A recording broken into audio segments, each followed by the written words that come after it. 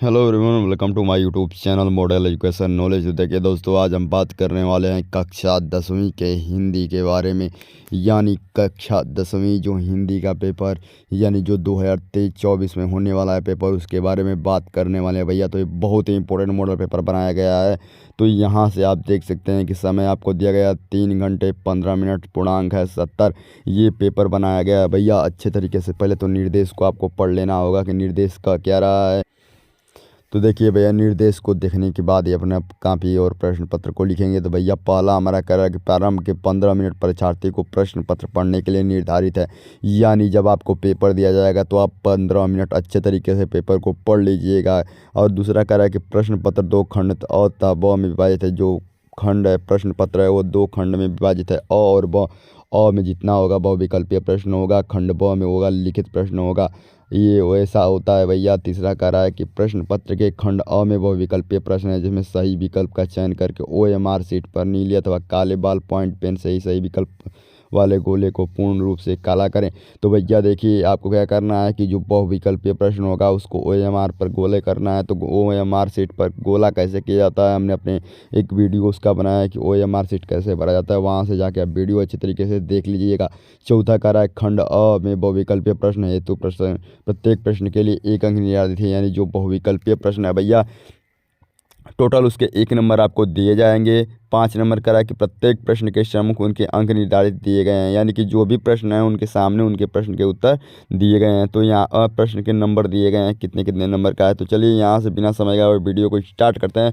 लेकिन वीडियो को स्टार्ट करने से पहले अगर आप हमारे चैनल पर नए हैं तो चैनल को सब्सक्राइब कर लीजिए, वीडियो को लाइक कर दीजिए। चलिए देखते हैं। तो पहला हमारा क्वेश्चन करा कि झूठा सच किस विधा की रचना है। करा निबंध, कहानी, उपन्यास, नाटक। तो आंसर इसका सही हो जाएगा भैया। जो होगा आप करते रहिएगा। आप मॉडल पेपर आपको लगातार दिखाने का प्रयास करते हैं और लगातार इसका सॉल्यूशन भी हमारे चैनल पर उपलब्ध कराया जाता है। अगला करा दूँ, अनंत आकाश के रचनाकार हैं। करा डॉक्टर धर्मवीर भारती, करा जयप्रकाश भारती, जयशंकर प्रसाद, यशपाल।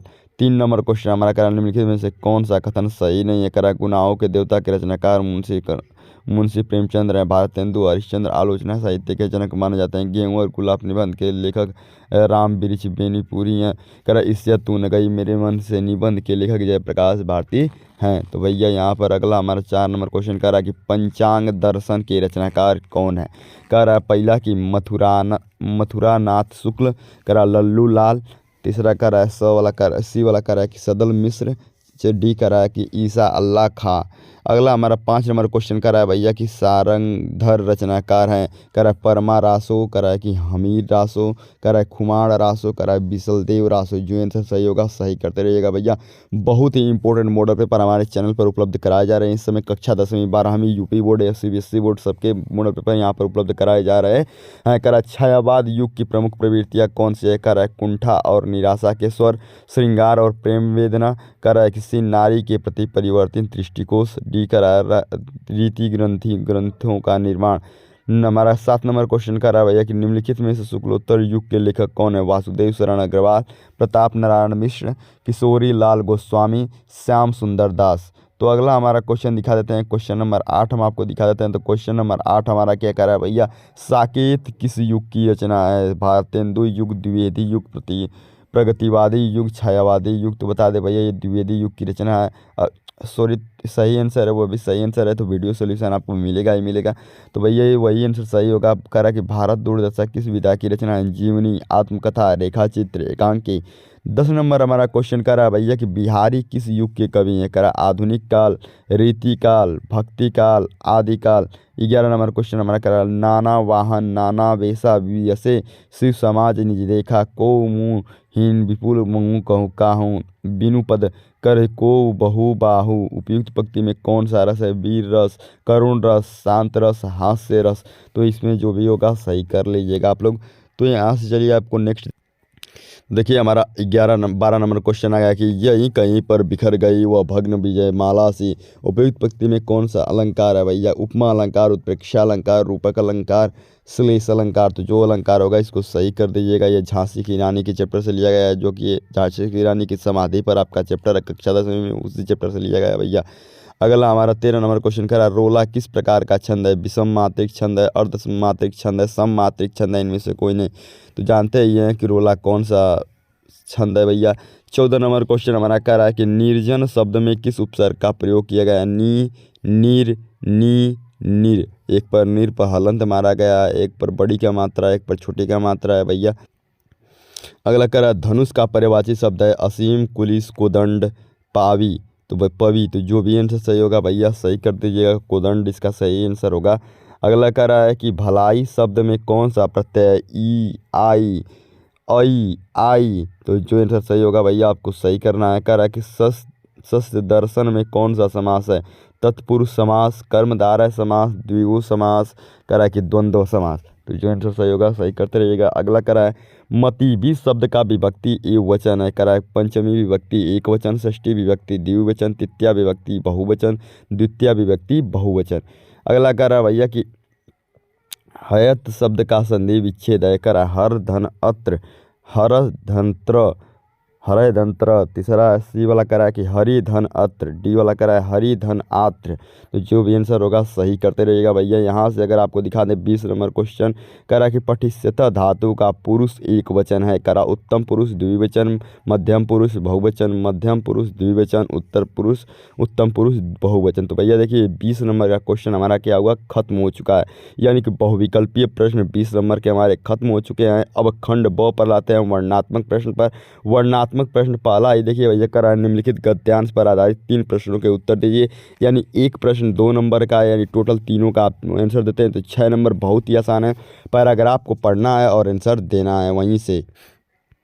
चलिए देखिए क्या क्या कह रहा है भैया। कह रहा है काशी के उत्तर में धर्मचक्र, बिहार, मौर्य और गुप्त सम्राटों की कृति का खंडहर था। कह रहा है भग्न चूड़ा, त्रिभुवन गल्फों से ढके हुए प्राचीर ईंटों के ढेर में बिखरी हुई भारतीय शिल्प की विभूति ग्रीष्म की चंद्रिका में अपने को शीतल कर रही थी। जहाँ पंचवर्गीय भिक्षु गौतम का उपदेश ग्रहण करने के लिए पहले मिले थे, उसी सपूत के बनावेश के मलिन छाया में एक झोपड़ी की दीपालोक में एक स्त्री पाठ कर रही थी। अन्यंतिष्ठा माँ ये जना पुरुष थे। करा उपयुक्त गद्यांश का संदर्भ लिखिए। यानी कि किस चैप्टर से लिया गया उसका नाम लिखना है। यानी कि लिखना है प्रस्तुत गद्यांश हमारी पाठ्य पुस्तक हिंदी के जो भारतीय संस्कृति साहित्य चैप्टर का नाम है कि कुछ और नाम है, तो वहाँ से लिया गया है। इसके लेखक जो भी होंगे लिख लीजिए। कर रेखांकित अंश की व्याख्या कीजिए। यानी कि ये जो इसके नीचे अंडरलाइन किया गया उसका आपको क्या करना है, व्याख्या करना है। अगला करा धर्म चक्र कहाँ स्थित था। तो भैया यहीं इसी में से आंसर इसका आपका मिल जाएगा कि धर्म चक्र कहाँ स्थित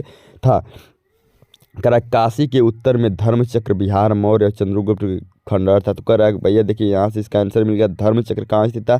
धर्मचक्र काशी के उत्तर में, बिहार, मौर्य बिहार में स्थित था। वहीं पे देखिए इसका आंसर मिल गया। अथवा उसको नहीं कर पाते हैं तो इसको कर सकते हैं। करा यह हाथ में कमल लिए बुद्ध खड़े हैं, जैसे छवि छलकी पड़ती है उभरे नयनों की जो ज्योत परस्ती जा रही है, और यह यशोधरा है वैसे ही कमल नाल धारण किए त्रिभंग में खड़ी है। और यह दृश्य है करा महाविनिष्क्रमण का यशोधरा और राहुल निद्रा में खोए गौतम दृढ़ निश्चय पर धड़कते हिया को संभालते। और यह नंद है अपनी पत्नी सुंदरी को भेजा, द्वार पर आए बिना भिक्षा के लौटाई। भाई बुद्ध को लौटाने को आया था और जिसे भिक्षु बन जाना पड़ा था, बार बार वह भागने को होता है, बार बार पकड़कर संग में लौटा लिया जाता है। करा उधर फिर वह यशोधरा है बालक राहुल के साथ।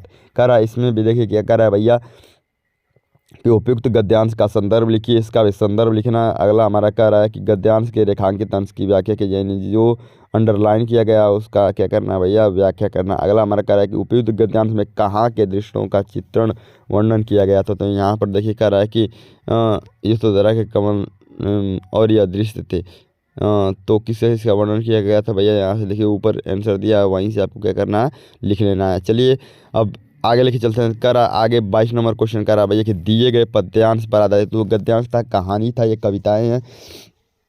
करा दिए गए पद्यांश पर आधारित 3 प्रश्नों के उत्तर दीजिए। अगर इनके भी 3 प्रश्नों के आप उत्तर देते हैं भैया तो आपको टोटल 6 मार्क दिए जाते हैं। करे कि धरी भरे अति शोभित श्याम जू तैसी बन सिर सुंदर चोटी, खेलत खात फिरे अंगना पग पै जनि बाजति पीरी कटोछे। कचोठी।